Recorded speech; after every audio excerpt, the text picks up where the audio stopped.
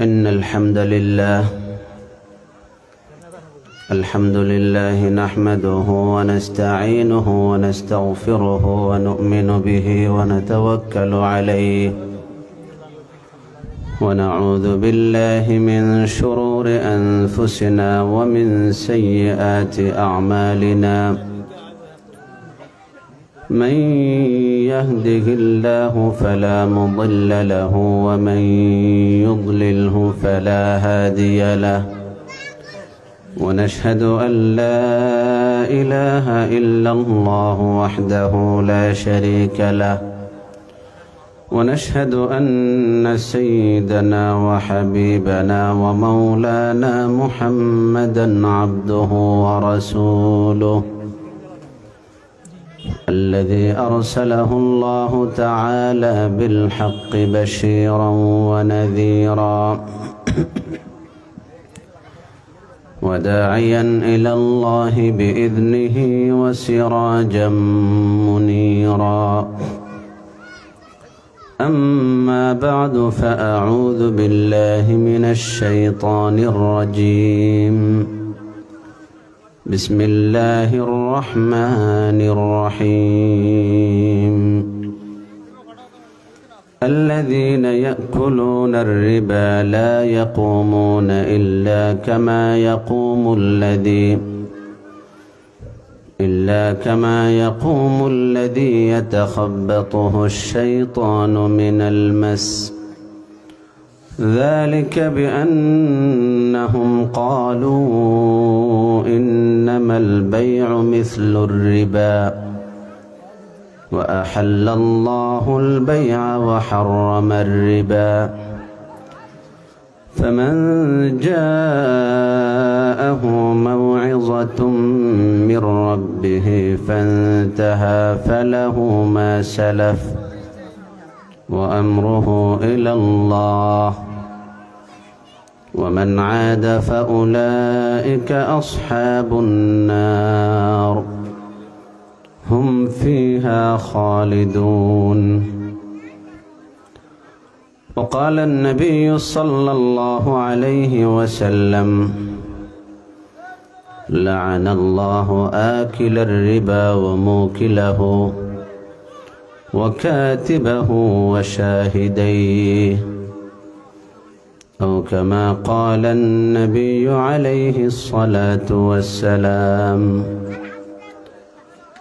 সকলে প্রাণ খুলে মহব্বতের সহিত দুরূদ শরীফ পড়ুন اللهم صل على محمد وعلى آل محمد كما صليت على إبراهيم وعلى آل إبراهيم إنك حميد مجيد اللهم بارك على محمد وعلى آل محمد كما باركت على إبراهيم وعلى آل إبراهيم إنك حميد مجيد سبحانك لا علم لنا إلا ما علمتنا إنك أنت العليم الحكيم رب اشرح لي صدري ويسر لي أمري واحلل عقدة من لساني يفقه قولي رب يسر ولا تعسر وتمم علينا بالخير اللهم لا سهل إلا ما جعلته سهلا وأنت تجعل الحزن سهلا إذا شئت يا أرحم الراحمين মনোয়ারখিল আদর্শ যুব সমাজ কল্যাণ পরিষদ ও মনোয়ারখিল নুরানি তালিমুল কোরআন মাদ্রাসার উদ্যোগে আয়োজিত আজকের এই তাফসীরুল কোরআন মাহফিলের সম্মানিত সভাপতি মুহতারাম হযরত মাওলানা ইমদাদ হুসাইন হাফিজাহুল্লাহ তাআলা ওয়া রাআহ, প্রধান মুফাসসির হযরত মাওলানা মুফতি বেলাল হোসেন হেলালি দামাত বরকাতুহুমুল আলিয়া আজকের এই তাফসীরুল কোরআন মাহফিলের প্রধান বক্তা, আমাদের অত্যন্ত প্রিয় ভাজন বন্ধুবর মাওলানা মোহাম্মদ নিজামুদ্দিন আনসারী, প্রধান অতিথি জনাব মোহাম্মদ শাহ আলম সাহেব সহ দিগার হযরত উলামায়ে কেরাম, মুরব্বিয়ানে আযম, বেরাদারানে ইসলাম, সর্বস্তরের তৌহিদি জনতা, মহিলা প্যান্ডেলে বিভিন্ন বাড়ির আঙ্গিনায় অবস্থানরত ও শ্রবণরত সম্মানিতা মুহতারিমা মা ও বোনেরা, আল্লাহ সুবহানাহু ওয়া তাআলার দরবারে লাখো কোটি শুকরিয়া। আল্লাহ জাল্লা শানুহু ওয়া আম্মা নাওয়ালুহু আমাদেরকে দয়া করে মেহেরবানি করে দুনিয়ার সমস্ত কাজকর্ম থেকে অবসর করে, বিশেষ করে গুনাহের কাজ থেকে হেফাজত করে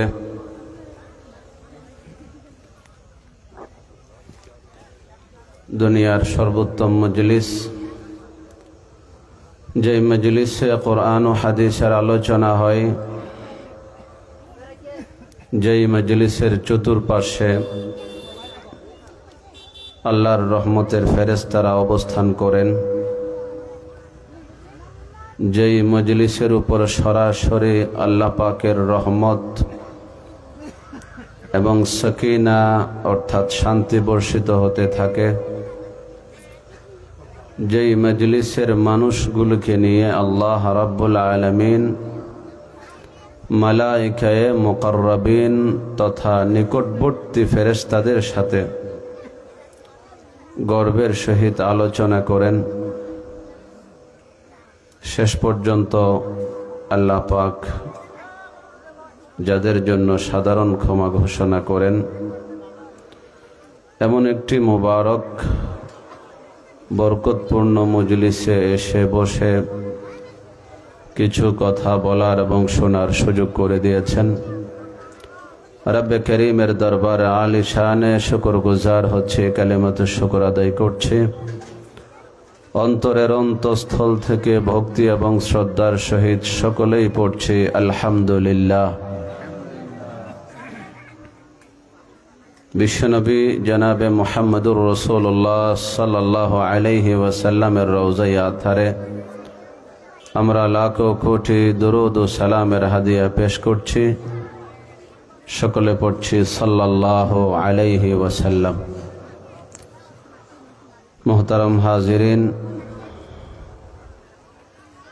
মুখতাসার খুতবা এবং দরুদ শরীফের পর পবিত্র কালামুল্লাহ শরীফ থেকে একটি আয়াতে করিমা আপনাদের সম্মুখে তিলাওয়াত করেছে। সাথে সাথে বিশ্বনবী জনাবে মুহাম্মদুর রাসূলুল্লাহ সাল্লাল্লাহু আলাইহি ওয়াসাল্লামের অগণিত অসংখ্য আহাদিস মুবারাকা থেকে একটি হাদিস আপনাদের সম্মুখে বরকতান তিলাওয়াত করেছি। ইনশাআল্লাহ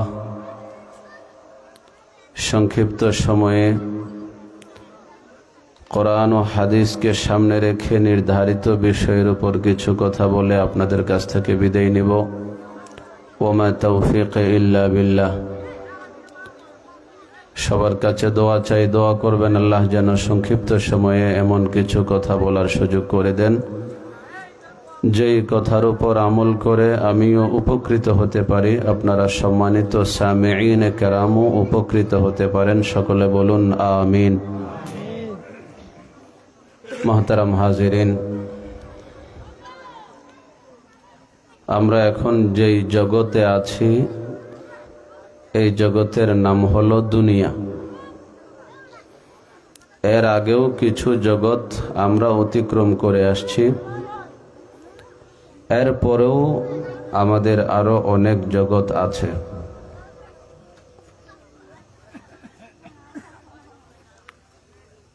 সবাই ওইদিকে তাকিয়ে আছেন, কথা কাকে নিয়ে বলবো? ওর কাজও করুক, আপনারা আমার দিকে তাকান।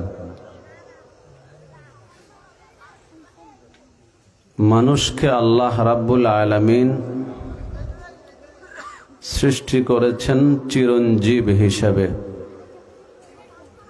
মানুষকে আল্লাহ রাব্বুল আলামিন কখনো চিরতরে চিরদিনের জন্য নিঃশেষ করে দিবেন না।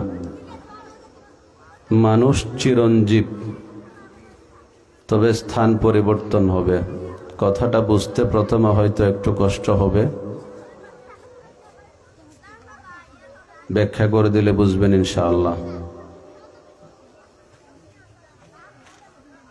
আমাদের বাবা সৈয়দুনা হযরত আদম আলা নবিয়িনা আলাইহিস সালাতু ওয়াস সালামকে আল্লাহ পাক সৃষ্টি করে সর্বপ্রথম বসবাস করার জন্য কোথায় দিয়েছেন? জান্নাতে। আমরা জান্নাত থেকে এসেছি প্রয়োজনে। জান্নাত আমাদের বাপের বাড়ি, আবার ইনশাআল্লাহ সুম্মা ইনশাআল্লাহ আমাদের শেষ ঠিকানা কোথায়? জান্নাত। তবে জান্নাত থেকে আমরা এসেছি, আমাদের বাবা ডাইরেক্ট এসেছেন, আমরা ইনডাইরেক্ট এসেছি। আমাদের বাবা প্রত্যক্ষভাবে এসেছেন, আমরা পরোক্ষভাবে এসেছি।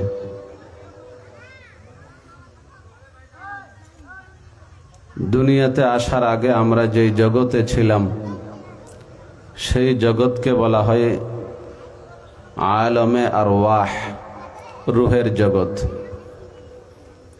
যেই জগতে আল্লাহ রাব্বুল আলামিন সমস্ত ইনসানকে লক্ষ্য করে প্রশ্ন করেছিলেন, আলাস্তু বিরব্বিকুম, আমি কি তোমাদের রব নই? সেদিন আমরা সবাই বলেছিলাম বালা। নয় কি? অবশ্যই আপনি আমাদের রব। যেই জগতে আল্লাহ রাব্বুল আলামিনের সাথে আমরা অঙ্গীকারাবদ্ধ হয়েছি সেই জগৎকে বলা হয় আলমে আরওয়াহ।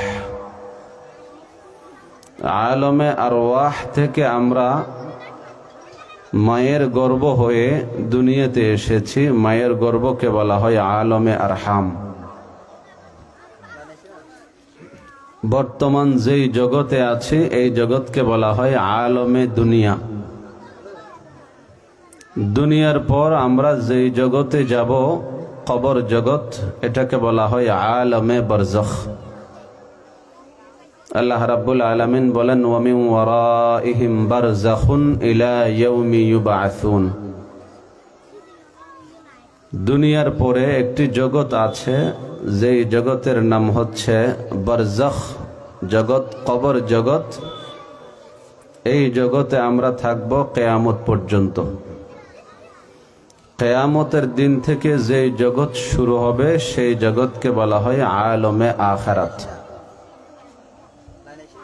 তাহলে আমাদের দৌড় শুরু আলমে আরওয়াহ থেকে। বর্তমানে আছি আমরা আলমে দুনিয়াতে, তারপর যাব আমরা আলমে বরজখে, আলমে বরজখ থেকে আলমে আখিরাত। মানুষ নিঃশেষ হয়ে যাবে না, বরং জগৎ পরিবর্তন করবে। আলমে আরওয়াহে আমাদের অস্তিত্ব ছিল এক ধরনের, আলমে দুনিয়াতে আমাদের অস্তিত্ব আরেক ধরনের, আলমে বরজখে আমাদের অস্তিত্ব আরেক ধরনের, আলমে আখিরাতে আরেক ধরনের। সর্বশেষ জগৎ আলমে আখিরাত, শুরুর জগৎ আলমে আরওয়াহ। আলমে আখিরাতের পর আর কোনো জগৎ নাই, সেখানে গিয়ে মানুষ চিরঞ্জীব। কিয়ামতের ময়দানে আল্লাহ রাব্বুল আলামিন যখন বান্দার আমল নামা দেখবেন, বিচার হবে, আমলের উপর ভিত্তি করে ফয়সালা হবে। আল্লাহ রাব্বুল আলামিন মানুষকে দুই ভাগ করবেন, ফারিকুন ফিল জান্নাহ ওয়া ফারিকুন ফিস সাঈর।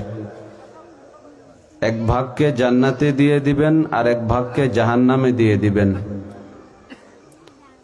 যারা জান্নাতে যাবে, জান্নাত থেকে বের হওয়ার কোনো সুযোগ, জান্নাত থেকে বের হওয়ার কোনো সিস্টেম নেই। যারা জাহান্নামে যাবেন, এদের মধ্যে দুই ধরনের মানুষ থাকবে। কিছু মানুষ কাফের, মুশরিক, বেদিন, নাস্তিক, যারা দুনিয়াতে আল্লাহকে বিশ্বাস করে নাই। আর কিছু মানুষ থাকবে যারা দুনিয়াতে আল্লাহকে বিশ্বাস করেছিল, ঈমানদার ছিল বটে, কিন্তু গুনার কাজ করেছে, মৃত্যুর আগে তাওবায়ে নসুহা নসিব হয় নাই, গুনাহ ক্ষমা করিয়ে যাইতে পারে নাই। গুনার শাস্তি হিসেবে আল্লাহ রাব্বুল আলামিন তাদেরকে জাহান্নামে দিবে।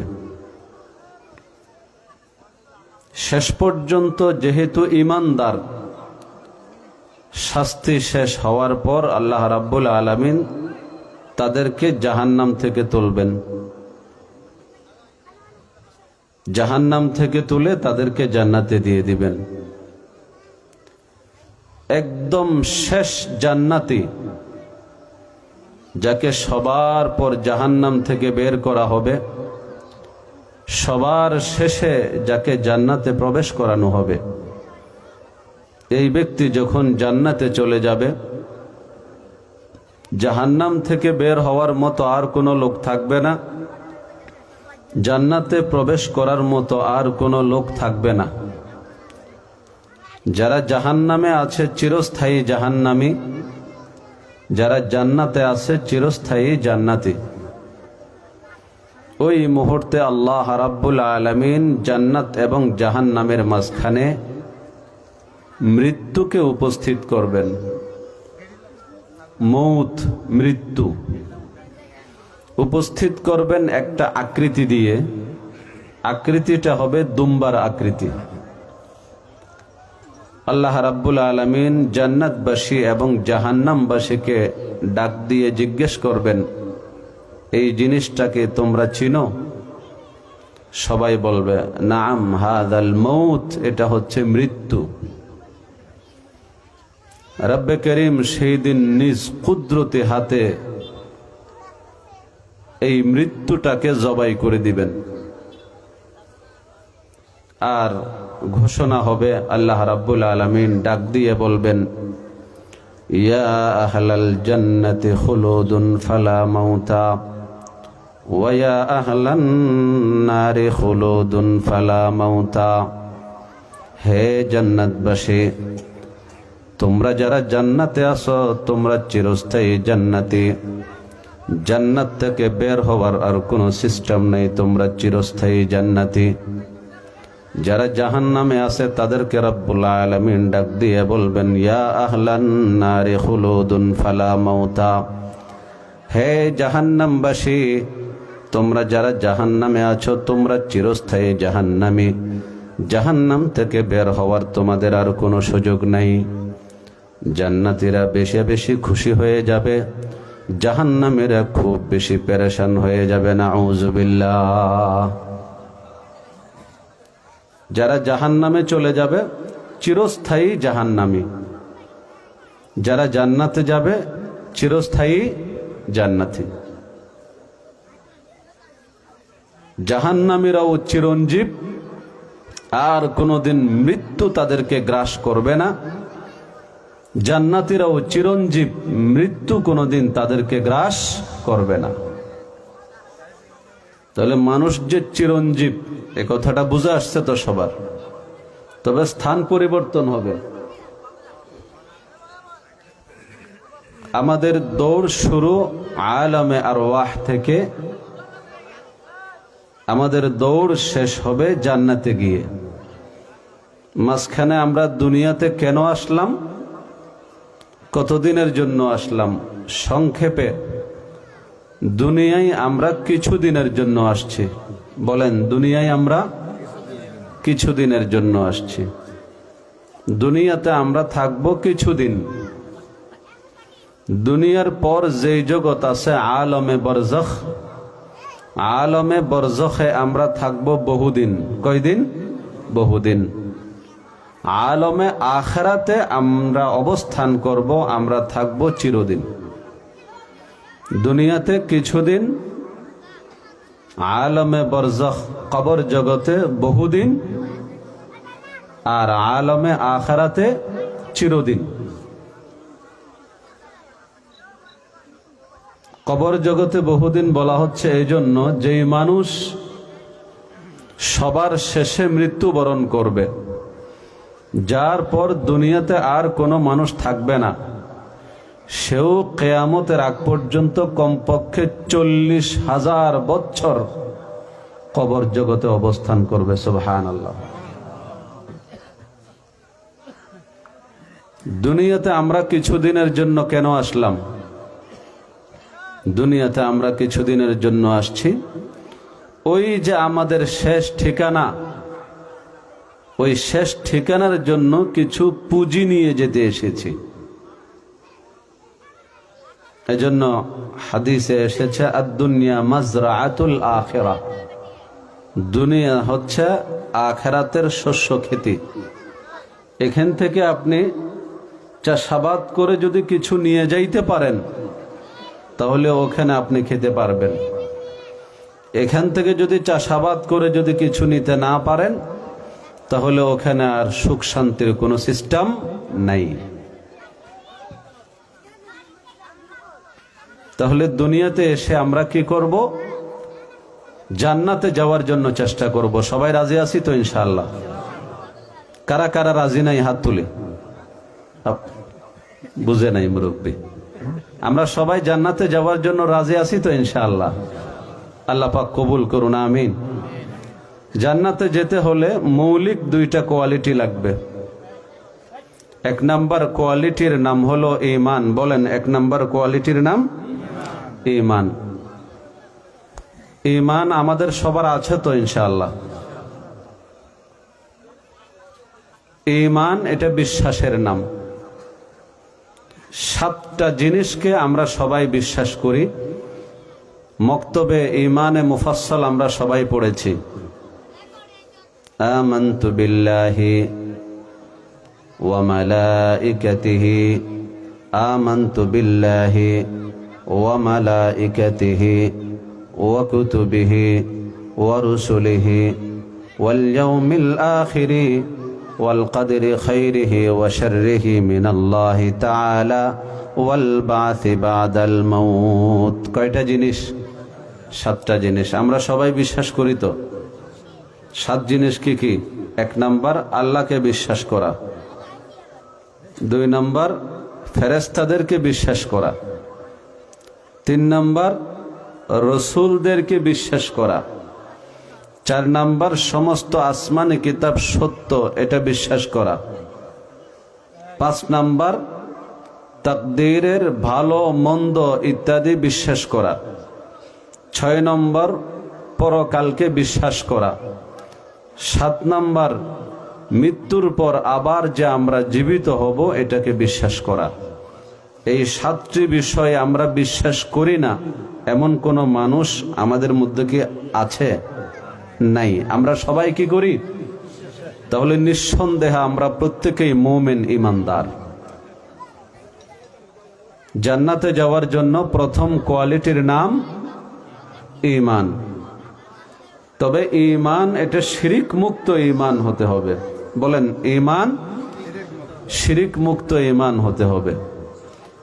ঈমান যদি শিরিক যুক্ত ঈমান হয়, ওই ঈমান দিয়ে জান্নাতে যাওয়া যাবে?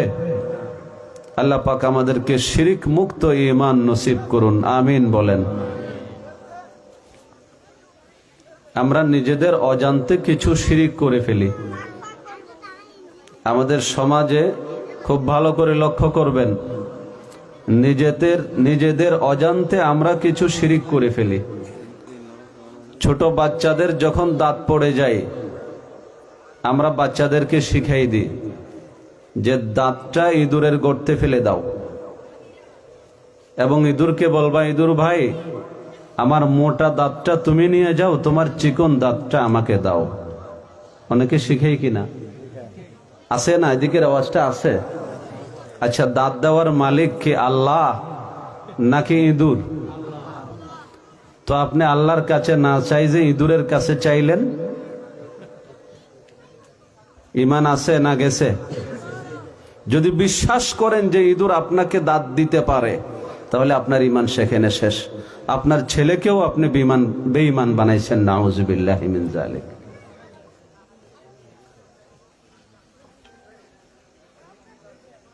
ঘর থেকে বের হচ্ছেন, কোথাও কোনো কাজে যাবেন, হঠাৎ সামনে কালো বিড়াল একটা পড়ছে। আপনি কি বললেন? আজকে আমার আর কোনো মঙ্গল হবে না। কেন? ওই যে কালো বিড়াল দেখছি। যদি আপনি এ কথা বিশ্বাস করেন কালো বিড়াল দেখলে আপনার অমঙ্গল হয়, খালি কলসি দেখলে আপনার অমঙ্গল হয়, তাহলে আপনি অমঙ্গলের প্রতীক মনে করছেন কালো বিড়ালকে, খালি কলসিকে। সাথে সাথে আপনার ঈমান আছে না গেছে? কারণ আমরা তো ঈমানে মুফাসসলে পড়ছি, ওয়াল কদরি খাইরিহি ওয়া শাররিহি মিনাল্লাহি তাআলা। তাকদীরের ভালো মন্দ সব কার পক্ষ থেকে হয়? আল্লাহর পক্ষ থেকে। কল্যাণের মালিক আল্লাহ, অকল্যাণের মালিক আল্লাহ। এখন আপনি তো মনে করলেন অকল্যাণের মালিক কালো বিড়াল, খালি কলসি। নাউযুবিল্লাহি মিন যালিক। সকালে ঘুম থেকে উঠে কাকের ডাক শুনতেছেন, সাথে সাথে কি বলেন? কেউ মারা গেছে মনে হয়, বলে কিনা?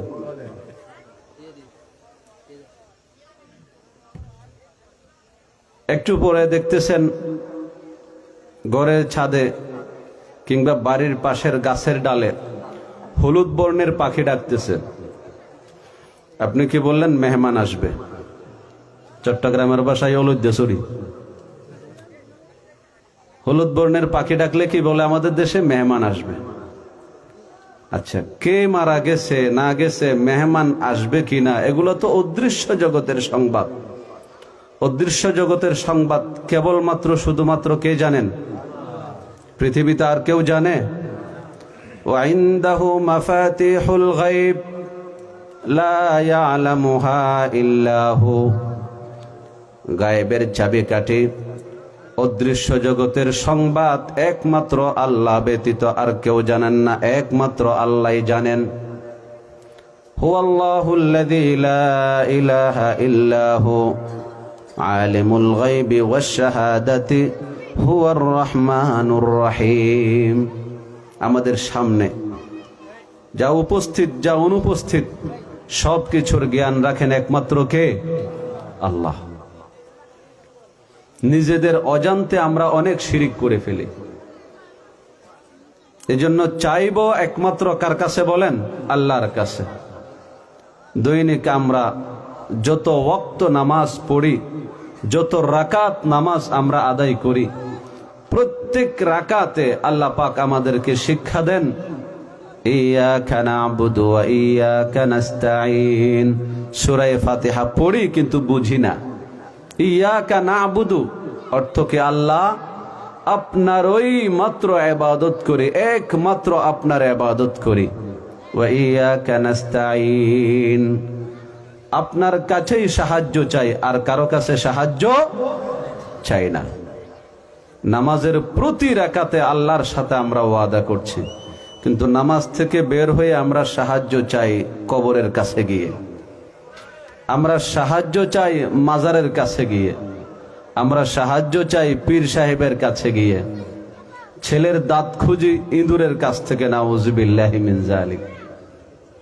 আল্লাহ পাক সকলকে সহি বুঝদান করুন, আমিন বলেন। এই জন্য চাইতে হবে একমাত্র কার কাছে? আমার কথা না, আল্লাহর কথা। আল্লাহর কথা, রাসূলের কথা। নবী আকরাম সাল্লাল্লাহু আলাইহি ওয়াসাল্লাম হযরত মুআজ ইবনে জাবাল রাদিয়াল্লাহু তাআলা আনহুকে উদ্দেশ্য করে বলেন, ইয়া মুআজ, ইযা সাআলতা ফাসআলিল্লাহ ওয়া ইযা ইসতাআনতা ফাস্তাইন বিল্লাহ।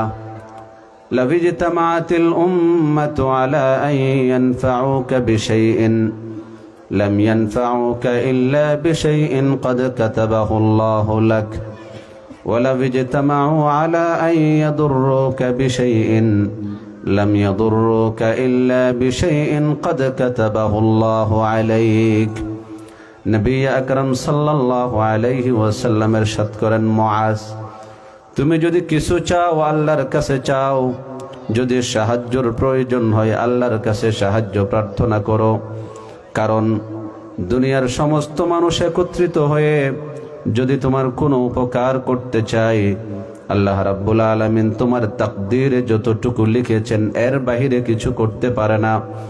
দুনিয়ার সমস্ত মানুষ একত্রিত হয়ে যদি তোমার কোনো ক্ষতি সাধন করতে চায়, আল্লাহ রাব্বুল আলামিন তোমার তাকদীরে যতটুকু লিখেছেন এর বাহিরে কিছু করতে পারবে না। সুতরাং সব কিছু দেওয়ার মালিক একমাত্র কে বলেন?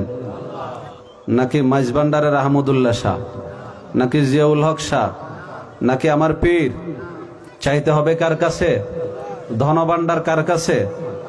আল্লাহ বলেন, ওয়া ইম মিন শাইইন ইল্লা ইনদানা খাযাইনু ওয়া মা নুনাজ্জিলুহু ইল্লা বিকদারিম মা'লুম। ধনভান্ডার আমি রব্বুল আলামিনের কাছে, আমি যখন যা প্রয়োজন আমার বান্দার জন্য ততটুকু আমি অবতীর্ণ করি, নাজিল করি। সুবহানাল্লাহ। ধনভান্ডার আল্লাহর কাছে। নাকি আল্লাহটা নবীরে দিয়ে আল্লাহ গায়েব হয়ে গেছে? গান একটা আছে না, শুনেন নাই আপনারা? শোনাবো? আল্লাহর দন নবীকে দিয়া গেলেন আল্লাহ গায়েব হইয়া। নাউজুবিল্লাহ বলেন না। আল্লাহর দন নবীকে দিয়া গেলেন আল্লাহ গায়েব হইয়া, রসুলের দন খাজা পাইয়া শুয়ে আছেন আজমিরে। বাবা তোমার দরবারে কেউ ফিরে না খালি হাতে। নাউজুবিল্লাহ। এ গান কোথায় হচ্ছে? মাহফিলে। আমার মতো হুজুর। নাউজুবিল্লাহ। ইমান আছে না গেছে? আল্লাহর ধন রসুলকে দিয়ে ফেলছে, আল্লাহ গায়েব হয়ে গেছে। রসুলের ধন খাজাকে দিয়ে রসুলও গায়েব হয়ে গেছে। এখন সবকিছু দেওয়ার মালিক খাজা সাহেব। খাজা বলতে কাকে বোঝাই? আজমির শরীফের যিনি পীর, বাস্তবে তিনি আল্লাহর ওলি ছিলেন, কিন্তু তিনি তো বলেন নাই যে তার মাজারে গিয়ে তাকে সেজদা করতে হবে, তার কাছে চাইতে হবে। খাজা মুঈনুদ্দিন চিশতি রাহিমাহুল্লাহ তাআলা, যে এখন সবাই খাজা সাহেবের কাছে যাও, সেখান থেকে সবকিছু নিয়ে আসো। সেখানে যারা যায় খালি হাতে কেউ ফিরে না। আমাদের মুরব্বীরা বলে, হ্যাঁ খালি হাতে ফিরে না, হ্যাঁ ইমান দিয়ে সব শিরিক নিয়ে আসে। নাউজুবিল্লাহ। আল্লাহ পাক আমাদের ঈমান আমলকে হেফাজত করুন, আমিন বলেন। তাহলে জান্নাতে যাওয়ার জন্য প্রথম কোয়ালিটি যেটা লাগবে সেটা হলো শিরিক মুক্ত ঈমান। আল্লাহ পাক আমাদের সকলকে শিরিক মুক্ত ঈমান নসিব করুন, আমিন বলেন। দ্বিতীয় নম্বরে যে জিনিস লাগবে, আমাদের যেই পুঁজি লাগবে সেটা হলো আমলে সালেহ, সৎকর্ম, ভালো কাজ। যত জায়গায় আল্লাহ রাব্বুল আলামিন জান্নাতের ওয়াদা করেছেন এই দুই কোয়ালিটির ভিত্তিতেই করেছেন। আল্লাহ রাব্বুল আলামিন ইরশাদ করেন, ইন্নাল্লাযীনা আমানু ওয়া আমিলুস সালিহাতি কানাত লাহুম জান্নাতুল ফিরদাউসি নুজুলা। নিঃসন্দেহে যারা ঈমান এনেছে এবং সৎকর্ম করেছে, আল্লাহ রাব্বুল আলামিন তাদের মেহমানদারির জন্য জান্নাত তৈরি করে রেখেছেন। সুবহানাল্লাহ। অন্য আয়াতে আল্লাহ রাব্বুল আলামিন বলেন, ইন্নাল্লাযীনা আমানু ওয়া আমিলুস সালিহাতি লাহুম জান্নাতুন তাজরি মিন তাহতিহাল আনহার যালিকাল ফাওজুল কাবীর। নিঃসন্দেহে যারা ঈমান এনেছে এবং সৎকর্ম করেছে তাদের জন্য আল্লাহ রাব্বুল আলামিন এমন জান্নাত তৈরি করে রেখেছেন যেই জান্নাতের তলদেশে বিভিন্ন প্রকারের নদী প্রবাহমান আছে। সুবহানাল্লাহ। এটাই হচ্ছে যালিকাল ফাওজুল কাবীর, এটাই হচ্ছে বড় সফলতা। মানুষের আসল সফলতার জায়গা কোনটা? জান্নাত। আমার কথা না, আল্লাহর কথা। ফামান যুহজিহা আনিন নার ওয়া উদখিলাল জান্নাতা ফাকাদ ফাজ। যাকে জাহান্নাম থেকে বাঁচিয়ে জান্নাতে দেওয়া হয়েছে, সেই বাস্তবিক পক্ষে সফল, সেই বাস্তবিক পক্ষে কামিয়াব। সুবহানাল্লাহ। তাহলে জান্নাতে যাওয়ার জন্য দ্বিতীয় নাম্বার যে কোয়ালিটি, তার নাম কি? আমলে সালেহ, সৎকর্ম, ভালো কাজ। আমলে সালেহ কাকে বলা হয়? আমলে সালেহ, ভালো কাজ হওয়ার জন্য দুইটা কোয়ালিটি লাগবে। বলেন কয়টা কোয়ালিটি? দুইটা। এক নাম্বার কোয়ালিটি, আপনি যে কোনো কাজ করেন নিয়ত পরিশুদ্ধ করতে হবে। বলেন কি পরিশুদ্ধ করতে হবে? নিয়ত। আপনি নামাজ পড়তেছেন, নিয়ত পরিশুদ্ধ করতে হবে। আমি নামাজ পড়তেছি কেবলমাত্র শুধুমাত্র একমাত্র আল্লাহর সন্তুষ্টির জন্য, মানুষ আমাকে আবেদ বলবে এই জন্য না। আপনি হজ করতে গেলেন, আপনার নিয়ত থাকতে হবে একমাত্র আল্লাহর সন্তুষ্টির জন্য, মানুষ আমাকে হাজী সাহেব বলবেন এই জন্য না। আপনি দান করতেছেন, যাকাত দিচ্ছেন, আপনার নিয়ত থাকতে হবে রেজায়ে মাওলা, আল্লাহর সন্তুষ্টি, মানুষ আমাকে দানবীর বলবে এই জন্য না। আপনি জিহাদ করতেছেন, মানুষ আমাকে বীর বাহাদুর বলবে, এই নিয়ত থাকতে পারবে না, বরং রেজায়ে মাওলা, আল্লাহর সন্তুষ্টি আপনার অন্তরে থাকতে হবে। এজন্য প্রায় হাদিসের কিতাবের প্রথম হাদিস ইন্নামাল আমালু বিন্নিয়াত, প্রায় হাদিসের কিতাবের প্রথম হাদিস হলো নিয়তকে পরিশুদ্ধ করার ব্যাপারে, যে নিয়তকে পরিশুদ্ধ করতে হবে। ইন্নামাল আমালু বিন্নিয়াত। যে কোনো কাজ আপনি করবেন, কাজটা যতই ভালো হোক না কেন, আপনার নিয়ত পরিশুদ্ধ হতে হবে। হাদিসে এসেছে, এই হাদিসটা বর্ণনা করার সময় রাবি হাদিস, হাদিসের বর্ণনাকারী 3 বার বেহুশ হয়েছেন, একবার দুইবার নয়, 3 বার বেহুশ হয়েছেন। হাদিসে এসেছে আল্লাহ রাব্বুল আলামিন কিয়ামতের ময়দানে একজন শহীদকে ডাকবেন, তাল এদিকে আসো, তুমি কেন শাহাদত বরণ করেছিলে? শহীদ বলবে, বারি তাআলা, আপনার সন্তুষ্টির জন্য, আপনার দিন প্রতিষ্ঠার জন্য আমি জিহাদ করে শাহাদত বরণ করেছি। আল্লাহ রাব্বুল আলামিন বলবেন, না, অন্তরের খবর কে জানেন? বলেন ইন্নাল্লাহ আলিমুম বিদাতিস সুদূর, আপনার অন্তরে কি আছে না আছে জানেন কে? আল্লাহ রাব্বুল আলামিন তার অন্তরের খবর সম্পর্কে অবগত আছেন। ওই শহীদকে বলবে, না, দুনিয়াতে তোমাকে বীর বাহাদুর বলবে, এই জন্য তুমি জিহাদ করেছো। সুতরাং মানুষ তোমাকে বীর বাহাদুর বলেছে, যা তোমার পাওনা ছিল দুনিয়াতে পেয়ে গেছো, আজ জাহান্নাম ছাড়া তোমার কোনো উপায় নাই। নাউজুবিল্লাহ। একজন বড় আলেমকে, বক্তাকে আল্লাহ রাব্বুল আলামিন ডাকবেন, এদিকে আসো। দুনিয়াতে আলেম হয়েছ, বক্তব্য দিয়েছ, লম্বা লম্বা ওয়াজ করেছ, কেন করেছিলে? বারি তাআলা আপনার বান্দাদেরকে, পথ ভোলা বান্দাদেরকে পথের সন্ধান দেওয়ার জন্য, আপনার সাথে জড়াই দেওয়ার জন্য। আল্লাহ রাব্বুল আলামিন বলবেন, না, যদি আমার সন্তুষ্টির জন্য ওয়াজ করস, তাহলে কন্টাক্ট করে টাকা নিলি কেন? আছে না নাই? অনেক বক্তা আছে না নাই?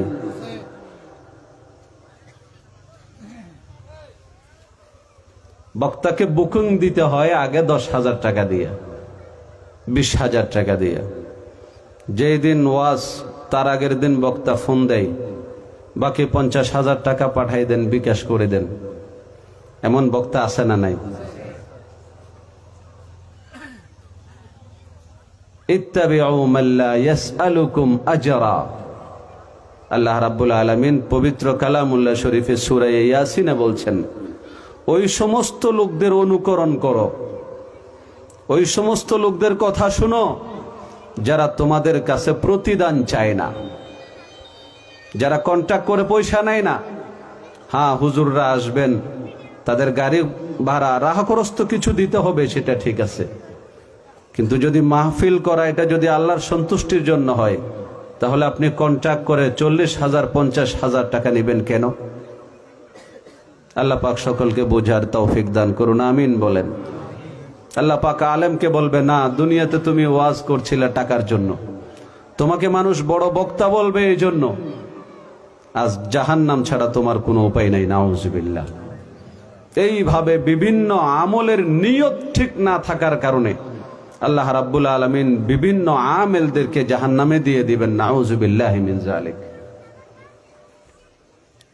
তাহলে যে কোনো কাজ আমলে সালেহ তথা সৎকর্ম হওয়ার জন্য দুই কোয়ালিটির, প্রথম কোয়ালিটির নাম কি বলেন?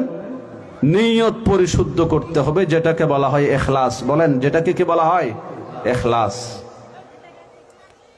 দ্বিতীয় নাম্বার কোয়ালিটি হলো যে কোনো কাজ করবেন বিশ্বনবী জনাবে মুহাম্মদুর রাসূলুল্লাহ সাল্লাল্লাহু আলাইহি ওয়াসাল্লামের তরিকা অবলম্বন করে করতে হবে। বলেন, যে কোনো কাজ করবেন কার তরিকা অবলম্বন করবেন? বিশ্বনবী জনাবে মুহাম্মদুর রাসূলুল্লাহ সাল্লাল্লাহু আলাইহি ওয়াসাল্লামের তরিকা। আজ মাগরিবের নামাজ আমরা সবাই পড়ছি তো না? মাগরিবের ফরজ আমরা কয় রাকাত পড়ছি বলেন? 3 রাকাত। আচ্ছা, কেউ যদি 4 রাকাত পড়ে তাহলে তার নামাজ আদায় হবে? কেন? নামাজ পড়া কি এটা ভালো কাজ না মন্দ কাজ? তো যেটা বাড়াইছে 1 রাকাত, এটা ভালোই তো, খারাপ কি? আমাদের দেশে এই ধরনের যুক্তি দেয় কি না? বলেন না। যেটা কোরআনে নাই, হাদিসে নাই, রাসূল করেন নাই, সাহাবাই কেরাম করেন নাই, তাবেঈন তবে তাবেঈন করেন নাই, আইম্মায়ে মুজতাহিদিন করেন নাই, ফিকহ ফাতাওয়ার কিতাবে নাই, হাদিসের কিতাবে নাই, তাফসীরের কিতাবে নাই, নাই নাই নাই, কোথাও নাই। এরপরও কি বলে? করলে অসুবিধা কি? বলে কি না? মনে রাখবেন, খুব ভালো করে লক্ষ্য করবেন, আমলে সালেহ হওয়ার জন্য দ্বিতীয় নাম্বার শর্ত হলো যে কোনো কাজ আপনি করবেন কাকে অনুসরণ করে করতে হবে? বিশ্বনবী জনাবে মুহাম্মদুর রাসূলুল্লাহ সাল্লাল্লাহু আলাইহি ওয়াসাল্লামকে অনুসরণ করে করতে হবে। এই দুইটা কাজ যদি করা হয় তাহলে আপনার আমল, আমার আমল, আমলে সালেহ তথা সৎকর্ম হবে। এবার এই আমলে সালেহ সৎকর্ম এটা আল্লাহ পাকের কাছে গ্রহণযোগ্য হলে তারপরে আপনি জান্নাতে যেতে পারবেন। আমলে সালেহ আল্লাহর কাছে গ্রহণযোগ্য হওয়ার জন্য একটা শর্ত, সেই শর্তের নাম হলো আপনার খাদ্য, আপনার বস্ত্র, আপনার সবকিছু হালাল হতে হবে। হালাল খেয়ে ইবাদত করতে হবে।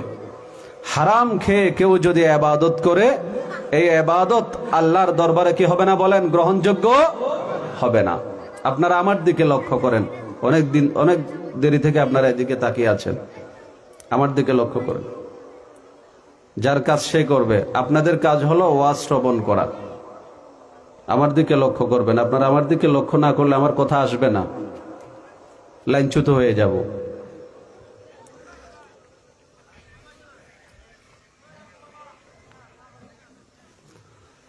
আলোচনা চলছে জান্নাতে যাওয়ার কোয়ালিটি।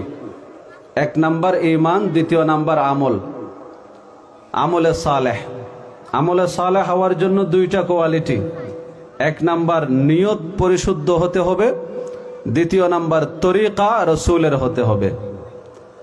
আমলে সালেহ আল্লাহর দরবারে গ্রহণযোগ্য হওয়ার জন্য একটা শর্ত, সেটা হলো খাদ্য হালাল হতে হবে। বলেন, খাদ্য কি হতে হবে? হালাল হতে হবে। হারাম খেয়ে কেউ যদি আল্লাহর দরবারে ইবাদত করতে যায়, বড় পাগড়ি আপনি বাঁধছেন, লম্বা জুব্বা পরছেন, সেজদা করতে করতে আপনার কপালে দাগ পড়ে গেছে, প্রতি বছর আপনি হজ করেন, বছরে কয়েকবার উমরা করেন, কিন্তু আপনি সুদিকার বাড়ি, কিন্তু আপনি সুদ খান, আপনি ঘুষ খান, আপনি চুরি করেন, আপনি হাজী সাহেব বোনের হক দেন নাই, আপনি প্রতিবেশীর হক মেরে খান, তাহলে আপনার এই ইবাদত দ্বারা আপনি কখনো জান্নাতে যেতে পারবেন না। আমাদের দেশে সুদের প্রচলন আছে না নাই? বলেন না, আছে না নাই? সুদ হারাম না হালাল? হারাম খেলে ইবাদত করলে ইবাদত কবুল হয়? নবী আকরাম সাল্লাল্লাহু আলাইহি ওয়াসাল্লামের হাদিস, ইউতিলুস সফর আশআসা আগবার ইয়ামুদ্দু ইয়াদাইহি ইলাস সামা ফায়াকুলু ইয়া রাব্বি ইয়া রাব্বি ইয়া রাব্বি ইয়া রাব্বি ওয়া মাতআমুহু হারাম ওয়া মাশরাবুহু হারাম ওয়া মালবাসুহু হারাম ফাআন্না ইউস্তাজাবু লাহ। বিশ্বনবী জনাবে মুহাম্মদুর রাসূলুল্লাহ সাল্লাল্লাহু আলাইহি ওয়াসাল্লাম ইরশাদ করেন, একজন মুসাফির, চুল দাড়িতে ধুলাবালি লেগে আছে, চুল দাড়িগুলো এলোমেলো হয়ে আছে, আল্লাহ রাব্বুল আলামিনের দরবারে হাত তুলে ইয়া রব্বি বলে বলে দোয়া করতেছে, কিন্তু তার পোশাক হচ্ছে হারাম টাকার কেনা, তার পেটের মধ্যে যে খানা গিয়েছে খানাগুলো হচ্ছে হারাম, সে যে পানি পান করছে পানিগুলো হারাম, তার খাদ্য, তার পানীয়, তার বস্ত্র সবকিছু হারাম। আল্লাহর হাবিব সাল্লাল্লাহু আলাইহি ওয়াসাল্লাম বলেন, ফাআন্না ইউস্তাজাবু লাহ, তার দোয়া কেমনে কবুল হবে? অর্থাৎ তার দোয়া কবুল হবে না। এজন্য দোয়া কবুল হওয়ার জন্য শর্ত হলো কি বলেন? খাদ্য হালাল হতে হবে। ইব্রাহিম ইবনে আদহাম রাহমাতুল্লাহি আলাইহি, জগৎ বিখ্যাত আল্লাহর ওলি, আমরা নাম শুনেছি। ইব্রাহিম ইবনে আদহাম রাহমাতুল্লাহি আলাইহি হজ করতে আসলেন। হজ করে মদিনায় রাসূল আকরাম সাল্লাল্লাহু আলাইহি ওয়াসাল্লামের জিয়ারত করে তিনি চলে যাচ্ছেন। আসছেন ফিলিস্তিন থেকে, তখন পায়ে হেঁটে কিংবা উটে চড়ে আসতে হতো। 1 মাসের রাস্তা মদিনা থেকে ফিলিস্তিন। ইব্রাহিম ইবনে আদহাম রাহমাতুল্লাহি আলাইহি মদিনা থেকে যখন নিজের উদ্দেশ্যে, নিজের দেশের উদ্দেশ্যে রওনা করবেন, কোন এক দোকানে খেজুর নিতে গেলেন। খেজুর বিক্রেতা খেজুর মাপার সময় একটা খেজুর নিচে পড়ে যায়। ইব্রাহিম ইবনে আদহাম রাহমাতুল্লাহি আলাইহি ওই খেজুরটি নিয়ে খেজুর বিক্রেতার অনুমতি ব্যতীত নিজে খেয়ে ফেলছেন। 1 মাস পর্যন্ত সফর করে তিনি ফিলিস্তিনে গেছেন। এরপর ইব্রাহিম ইবনে আদহাম রাহমাতুল্লাহি আলাইহি বিগত 1 মাস পর্যন্ত কোনো ইবাদতের স্বাদ পান না, কোনো ইবাদতের স্বাদ পান না, ইবাদতে মন বসে না। একদিন রাত্রিবেলায় ইব্রাহিম ইবনে আদহাম রাহমাতুল্লাহি আলাইহি স্বপ্নে দেখতেছেন, ও ইব্রাহিম, তুমি যে মদিনার খেজুর বিক্রেতার একটি খেজুর নিচে পড়ে গিয়েছিল, সেটা তুলে তার বিনা অনুমতিতে খেয়েছ, এজন্য বিগত 1 মাস পর্যন্ত তোমার কোনো সেজদা, তোমার কোনো ইবাদত আল্লাহর দরবারে কবুল হয় নাই। আল্লাহু আকবার বলেন। ইব্রাহিম ইবনে আদহাম রাহমাতুল্লাহি আলাইহি সকালবেলা উঠে তাড়াতাড়ি আবার 1 মাস সফর করে মদিনায় আসছেন। এই 1 মাসও তিনি ইবাদতের কোনো স্বাদ পান নাই। এরপর ওই খেজুর বিক্রেতার দোকানে গেলেন। মুরব্বী টাইপের একজন লোক থেকে তিনি খেজুর ক্রয় করছিলেন। দোকানে গিয়ে দেখলেন লোকটা নাই, যুবক একজন বসা। জিজ্ঞেস করলো, এখানে একজন মুরব্বী ছিলেন যিনি খেজুর বিক্রি করতেন, তিনি কোথায়? যুবক বলল, তিনি আমার বাবা, গত কিছুদিন আগে ইন্তিকাল করেছেন। ইব্রাহিম ইবনে আদহাম রাহমাতুল্লাহি আলাইহি বলেন, আপনার বাবা থেকে আমি 2 মাস আগে কিছু খেজুর নিয়েছিলাম। খেজুর মাপার সময় একটা খেজুর নিচে পড়ে যায়, আমি তুলে খেয়ে নিলাম আপনার বাবার অনুমতি না নিয়ে। আমি জানতে পারলাম একটা খেজুরের কারণে আমার কোনো ইবাদত কবুল হচ্ছে না। আমি আসলাম আপনার বাবার কাছে, কিন্তু আপনার বাবা তো মারা গেল। এখন আপনি কি করবেন, কি ফাইসালা দিবেন? আপনার মন চাইলে আমি খেজুরের দাম পরিশোধ করতে পারি, অথবা আপনি আমাকে মাফ করে দিতে পারেন। কি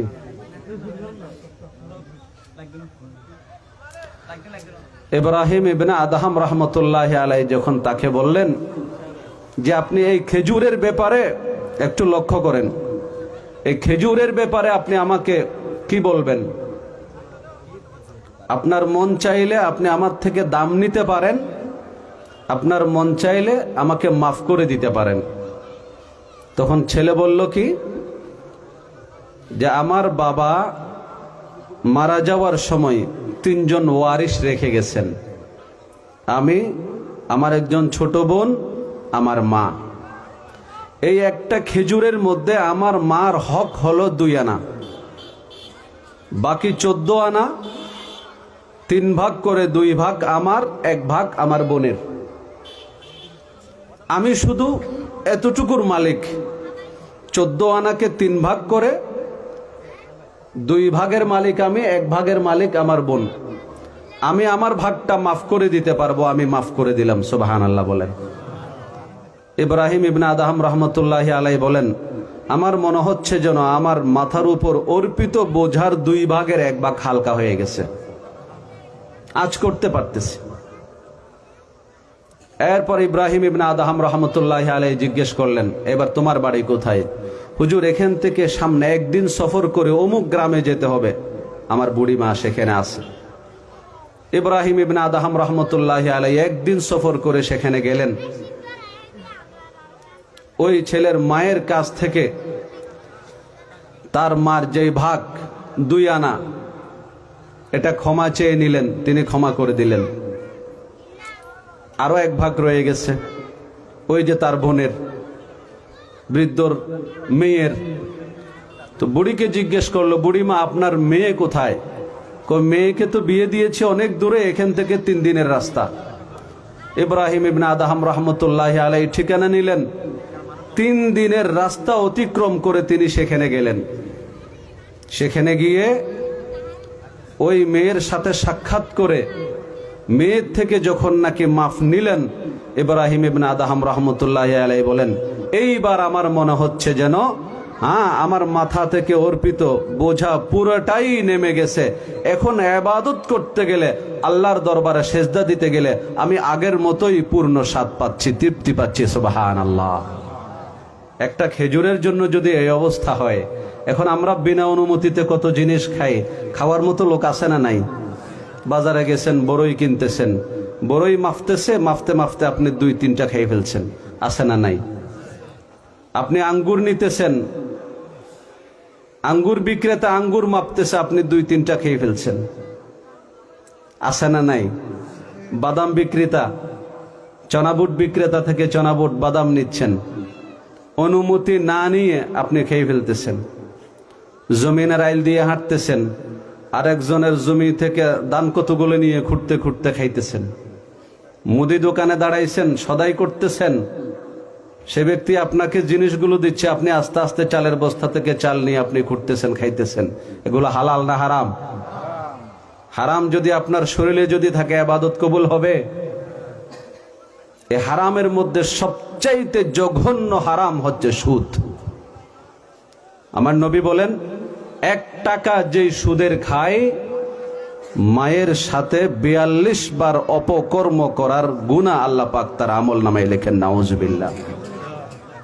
নবীজি সাল্লাল্লাহু আলাইহি ওয়াসাল্লামের হাদিস, قال النبي صلى الله عليه وسلم الربا 70 شعبة أيسرها أن ينكح الرجل أمه أو كما قال النبي عليه الصلاة والسلام। বিশ্বনবী জনাবে মুহাম্মদুর রাসূলুল্লাহ সাল্লাল্লাহু আলাইহি ওয়াসাল্লাম ইরশাদ করেন, সুদের 1 টাকা কেউ যদি খায়, কমপক্ষে 70টার চাইতে বেশি গুনাহ হয়। সবচাইতে ছোট গুনাহ হলো নিজের মায়ের সাথে বেবিচারে লিপ্ত হওয়ার গুনাহ। নাউজুবিল্লাহ। আল্লাহ না করুক, বলুন আল্লাহ না করুক। আপনাদের সমাজে মনুয়ারখিলা এলাকায় কোনো একজন মায়ের, এই যে এই যে এই যে তুমি বসো বসো, কতবার ডিস্টার্ব করো তুমি? মোবাইলটা বন্ধ করো।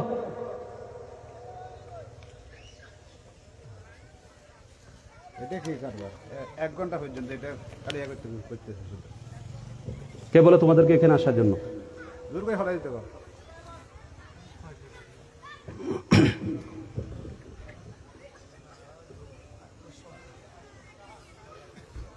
সুদের 1 টাকা খেলে গুনাহ কমপক্ষে কয়টা? 70টার চাইতে বেশি। সবচাইতে ছোট গুনাহ হচ্ছে নিজের মায়ের সাথে বেবিচারে লিপ্ত হওয়ার গুনাহ। নাউজুবিল্লাহি মিন যালিক। আল্লাহ না করুক আপনাদের এলাকায় কোনো একজন মা বাবার কুসন্তান, পোড়া কপাল সন্তান যদি কোনো মায়ের সাথে, তার মায়ের সাথে যদি বেবিচারে লিপ্ত হয়, এই সমাজের মানুষ তাকে কি বাঁচতে দিবে? যেখানে পাই সেখানে জুতা পেটা করে যার হাতে যেটা আছে সেটা দিয়ে পিটতে পিটতে তাকে মেরে ফেলবে না? এটার চাইতে জঘন্য গুনাহ হচ্ছে সুদের গুনাহ। অথচ সুদ আমাদের বর্তমান সমাজে 80% ঘরে সুদ ঢুকে গেছে। নাউজুবিল্লাহি মিন যালিক। মসজিদের ইমাম সাহেব সুদ খায় না, ঠিক আছে, কিন্তু ইমাম সাহেবের পেটেও সুদ ঢুকে গেছে। কিভাবে? ইমাম সাহেব নামাজ পড়াইতেছেন আপনাদের মহল্লায়, 30 দিন পালা হিসেবে 30 জনের বাড়ি থেকে খানা আসবে। হিসাব করে দেখা গেল 30 জনের মধ্য থেকে 25 জন সুদের সাথে সম্পৃক্ত। নাউজুবিল্লাহি মিন যালিক। ইমাম সাহেবের পেটে যখন সুদের খানা চলে আসছে, এই ইমাম সাহেবের পিছনে যদি নামাজ পড়ে নামাজ হবে? বলেন না, বলেন না। জান্নাতের আশা কিভাবে করবেন? সুদ এত জঘন্য গুনাহ, 1 টাকা সুদের লেনদেন হলে 4 শ্রেণীর মানুষ গুনাহগার হয়। আল্লাহর হাবিব সাল্লাল্লাহু আলাইহি ওয়াসাল্লাম বলেন, লাআনাল্লাহু আকিলার রিবা, সুদ যেই ব্যক্তি খায় তার উপর আল্লাহর লানত। ওয়া মুকিলাহু, যেই ব্যক্তি সুদ দেয় তার উপর আল্লাহর লানত, আল্লাহর অভিশাপ। ওয়া কাতিবাহু, সুদের চুক্তি যে লেখে তার উপর আল্লাহর অভিশাপ। ওয়া শাহিদাইহি, যারা সুদি লেনদেনের সাক্ষী থাকে তাদের উপর আল্লাহর লানত। নাউজুবিল্লাহ। সুদ কাকে বলা হয়? সুদ বলা হয় একই ধরনের জিনিস, একই প্রকারের বস্তু শর্ত সাপেক্ষে বেশ কম করে লেনদেন করা। বলেন, একই প্রকারের জিনিস শর্ত সাপেক্ষে বেশ কম করে লেনদেন করাকে বলা হয় সুদ। আপনার কাছে টাকার প্রয়োজন, আপনি আব্দুল করিমের কাছে গেলেন টাকার জন্য, যে আমার কাছে 50,000 টাকার প্রয়োজন, আমাকে টাকা দাও। আব্দুল করিম আপনাকে 50,000 টাকা দিছে এই শর্তে যে 2 মাস পর আপনি তাকে 55,000 টাকা ফেরত দিবেন। আপনি নিছেন কি? বলেন, টাকা নিছেন কি? দিচ্ছেন কি? টাকা। একই ধরনের জিনিসের লেনদেন হচ্ছে, শর্ত সাপেক্ষে আপনি 5,000 টাকা বেশি দিচ্ছেন, এটা হলো সুদ। অতিরিক্ত যেগুলো দিচ্ছেন এগুলো কি বলেন? সুদ। হ্যাঁ, যদি শর্ত সাপেক্ষে দেওয়া না হয়, আপনার কাছে টাকার প্রয়োজন, আব্দুল করিমের কাছে গেলেন, আব্দুল করিম ভাই আমার 50,000 টাকার প্রয়োজন। ঠিক আছে ভাই, নিয়ে যান, অসুবিধা নাই। কোনো শর্ত দেয় নাই, আপনাকে দিয়ে দিছে, আপনি আপনার কাজ সেরে নিলেন। 1 মাস পর আপনি তাকে তার 50,000 টাকা দিয়ে অতিরিক্ত 2,000 টাকা আপনি তাকে এমনি দিচ্ছেন, ভাই আমার খুব উপকার হয়েছে, এই টাকাগুলো আপনাকে চা খাওয়ার জন্য দিচ্ছি, আমি খুশি করে দিচ্ছি। শর্ত সাপেক্ষে না, এটা জায়েজ। যদি শর্ত সাপেক্ষে দেওয়া হয় হারাম। শর্ত ছাড়া খুশি করে যদি দেন, এটা কি আছে বলেন? জায়েজ। মনে থাকবে তো ইনশাআল্লাহ। আমাদের দেশে ধান্য টাকা লাগাই অনেকে, আছে না নাই? ধান্য টাকা সিস্টেম কি? সিস্টেম হলো 50,000 টাকা উদাহরণস্বরূপ নিলেন, ধান যখন আসবে তখন 50,000 টাকা আপনি আবার দিয়ে দিবেন, সাথে 50 আরি ধান এক্সট্রা দিবেন। এটা সম্পূর্ণ হারাম, সুদ। বন্ধকি জমির সিস্টেম এখানে চালু আছে না? জমি বন্ধক নিলেন, আপনি জমি বন্ধক নিলেন, আরেকজনের কাছে টাকা আমানত রেখে আপনি জমি বন্ধক নিলেন। বন্ধকি জমি আপনার কাছে আমানত, আপনি যেইভাবে নিয়েছেন সেইভাবেই তাকে ফেরত দিতে হবে। জমি বন্ধক রেখে 2 বছর, 3 বছর, 5 বছর পর্যন্ত আপনি এই জমি থেকে ফসল ভোগ করছেন, শেষ পর্যন্ত যত দিয়ে বন্ধক নিছেন তত দিয়েই আবার জমি ফেরত দিছেন। মাঝখানে যতগুলো খাইছেন সব সুদ, সব হারাম। হারামের অনেক সিস্টেম আমাদের দেশে আছে। খালে বিলে জাল বাইতে গেছেন, মাছ ধরতে গেছেন, এসে জাল ধুইতেছেন কোথায়? সমাজের পুকুরে। আস্তে করে আপনি সুন্দর করে জালটাকে ফেকে কিছু মাছ তুলে আপনি বাড়িতে নিয়ে আসছেন।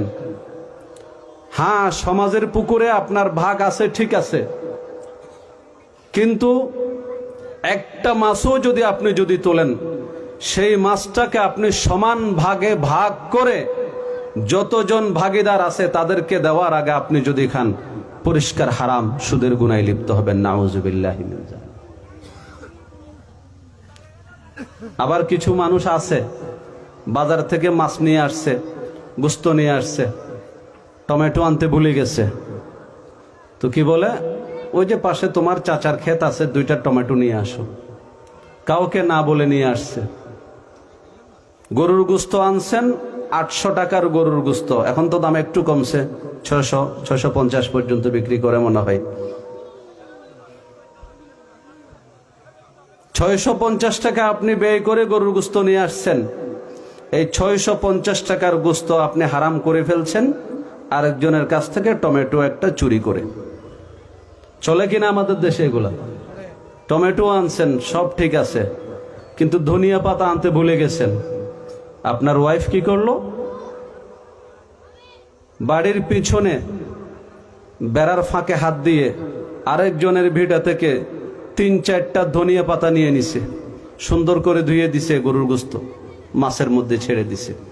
এগুলো ছিল হালাল টাকার, কিন্তু চোরাইকৃত ধনিয়া পাতা যখন এখানে পড়ছে, এগুলো আর হালাল আছে না হারাম হয়ে গেছে? এই ধরনের অনেক হারামে আমাদের সমাজের মানুষ লিপ্ত।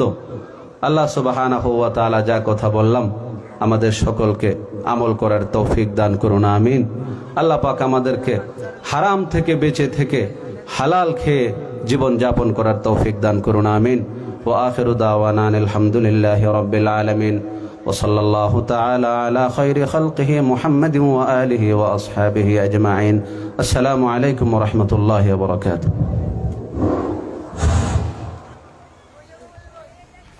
আলহামদুলিল্লাহ। সম্মানিত হাজিরিন, এতক্ষণ পর্যন্ত আপনাদের সামনে মহাগ্রন্থ আল কুরআন এবং রাসূল করিম সাল্লাল্লাহু আলাইহি ওয়াসাল্লামের অসংখ্য হাদিস থেকে মূল্যবান তাকরীর পেশ করেছেন ঐতিহ্যবাহী হেয়াকুম কেন্দ্রীয় জামে মসজিদ সম্মানিত খতিব, বিশিষ্ট ইসলামী চিন্তাবিদ, বিশিষ্ট আলেমে দ্বীন, আমাদের উত্তর ফটিকছড়ির গর্বিত আলেম হযরতুল আল্লামা জনাব মাওলানা মুফতি হাবিবুল্লাহ আজিজি সাহেব, আমি ওনাকে মাহফিল বাস্তবায়ন কমিটির পক্ষ থেকে ধন্যবাদ এবং মোবারকবাদ জানাচ্ছি। সম্মানিত উপস্থিতি, ঐতিহ্যবাহী মনোয়ারকিল আদর্শ যুব সমাজ কল্যাণ পরিষদের উদ্যোগে আজকের এই বিশাল তাফসীরুল কুরআন মাহফিলের সম্মানিত প্রধান বক্তা, বিশিষ্ট ইসলামী চিন্তাবিদ, ঐতিহ্যবাহী বারিয়ারহাট কেন্দ্রীয় জামে মসজিদের সম্মানিত খতিব, বিশিষ্ট ইসলামী চিন্তাবিদ, বিশিষ্ট আলেমে দ্বীন হযরতুল আল্লামা জনাব মাওলানা নিজামউদ্দিন আনসারী সাহেব আমাদের মাঝে উপস্থিত হয়েছেন। একটু আগে পবিত্র এশারের নামাজের আজান হবে। 7:20 মধ্যে এশারের নামাজ অনুষ্ঠিত হতে যাচ্ছে। এশারের নামাজের পরে আলোচনা পেশ করবেন আজকের এই বিশাল তাফসীরুল কুরআন মাহফিলের সম্মানিত প্রধান ওয়াইজ হযরতুল আল্লামা জনাব মাওলানা নিজামউদ্দিন আনসারী সাহেব। আমি অত্র এলাকার সর্বস্তরের জাগ্রত মুসলিম তাওহীদি জনতার প্রতি উদাত্ত আহ্বান করছি, আপনারা আর বিলম্ব না করে দোকানে ঘাটে বসে না থেকে মাহফিলের প্যান্ডেলে চলে আসার জন্য আমি মাহফিল বাস্তবায়ন কমিটির পক্ষ থেকে উদাত্ত আহ্বান করছি। এখন এশারের নামাজের আজান হচ্ছে। 7:20 জামাত অনুষ্ঠিত হতে যাচ্ছে।